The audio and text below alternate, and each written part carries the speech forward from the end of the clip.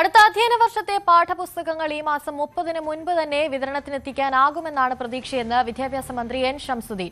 പ്രതിദിനം 3.5 ലക്ഷം പുസ്തകങ്ങൾ അച്ചടി കേന്ദ്രത്തിൽ നിന്നും പുറത്തു പോകുന്നുണ്ട്.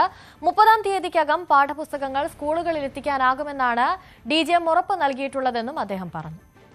പുസ്തക വിതരണത്തിൽ ആശങ്കകൾ ഉണ്ടായിരുന്നു. പുസ്തക അച്ചടി പൂർത്തീകരിക്കാത്ത പ്രശ്നമുണ്ടായിരുന്നു. അച്ചടി പൂർത്തീകരിക്കാൻ വൈകുമ്പോൾ അത് വിതരണത്തെ ബാധിക്കും. അപ്പോൾ അതുകൊണ്ട് തന്നെ ഞങ്ങൾ ആദ്യം പരിശോധിച്ചത് ആ കാര്യമാണ്.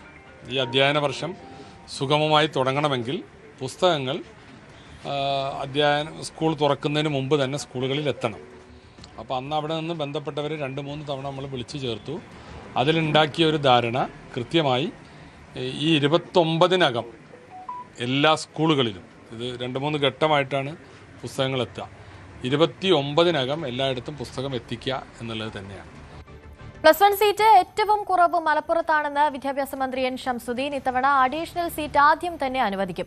പിന്നെയും കുറവുണ്ടെങ്കിലാണ് ബാച്ച് അനുവദിക്കുക. ഒരു വിദ്യാഭ്യാസ ജില്ലയിൽ SSLC പാസ്സാകുന്ന വിദ്യാർത്ഥികൾക്ക് അതേ വിദ്യാഭ്യാസ ജില്ലയിൽ ഹയർ സെക്കൻഡറി പഠനം ഉറപ്പുവരുത്താൻ നടപടി സ്വീകരിക്കുമെന്നും മന്ത്രി മലപ്പുറത്ത് പറഞ്ഞു. +1 സീറ്റിൻ്റെ കുറവ് ചില ജില്ലകളിലുണ്ട് എന്നുള്ളത് യാഥാർത്ഥ്യമാണ്. അത് ഏറ്റവും രൂക്ഷമായിട്ടുള്ളത് മലപ്പുറത്താണ്. അപ്പം ഞങ്ങളിപ്പോൾ തീരുമാനിച്ചത്, ഇതുമായി ബന്ധപ്പെട്ടൊരു മീറ്റിംഗ് എടുത്ത് അതിൽ തീരുമാനിച്ചത്, കുറേ അഡീഷണൽ ബാച്ചുകൾ സർക്കാർ സ്കൂളുകൾ കുറേ അഡീഷണൽ ബാച്ചുകൾ കൊടുത്തിട്ടുണ്ട്. ഈ അഡീഷണൽ ബാച്ചുകളിൽ ഉൾപ്പെടെ മാർജിനൽ ഇൻക്രീസും കൂട്ടി കണ്ടുകൊണ്ട് ഇത്തവണത്തെ അലോട്ട്മെൻറ്റ് നടത്താം. മറ്റത് ആദ്യം അനുവദനീയമായ സീറ്റിൽ നടത്തിയിട്ട് പിന്നെയാണ് അഡീഷണലിലേക്ക് വരിക. അതല്ലാതെ ഈ 350 അഡീഷണൽ ബാച്ച് വേണ്ടി വരും. അതുകൂടി ഉൾപ്പെടുത്തിയിട്ട് അലോട്ട്മെൻറ്റ് നടത്തുക. എന്നിട്ട് ബാലൻസ് വന്നാൽ ആ ജില്ലകളിൽ പ്രത്യേകമായ സംവിധാനം. PM ശ്രീയിൽ ഒപ്പിട്ട സ്ഥിതിക്ക് ഏകപക്ഷീയമായി പിൻവാങ്ങാൻ സാധിക്കുമോ എന്ന കാര്യം പരിശോധിക്കുമെന്ന് വിദ്യാഭ്യാസ മന്ത്രി എൻ ഷംസുദ്ദീൻ വ്യക്തമാക്കി. PM ശ്രീ കഴിഞ്ഞ സർക്കാർ ഒപ്പിട്ടു എന്നത് വാസ്തവം. ഏകപക്ഷീയമായി പിൻവാങ്ങാൻ പറ്റുമോ എന്ന് അറിയില്ല. ഇത് UDF-ന്റെ ഒരു പോളിസി വിഷയമാണ്.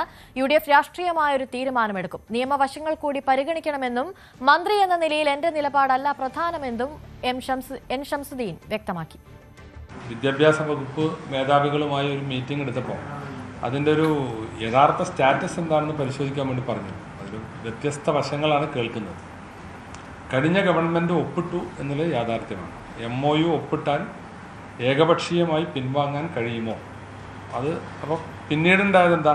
ഇത് സംബന്ധിച്ച് വിവാദങ്ങൾ ഉണ്ടായപ്പോൾ തൽക്കാലം നിർത്തിവെക്കുക, കെപ്റ്റ് ഇൻ അബയൻസ് എന്ന് പറഞ്ഞിട്ടാണ് കഴിഞ്ഞ ഗവൺമെൻറ് ഒരു കത്തെഴുതി. അപ്പോൾ അതിലാണ് നിൽക്കുന്നത്. അതിനി നമ്മൾ എന്ത് രീതിയിൽ അതിനെ മുന്നോട്ട് കൊണ്ടുപോകണം എന്നുള്ളത് ആലോചിക്കേണ്ട വിഷയമാണ്.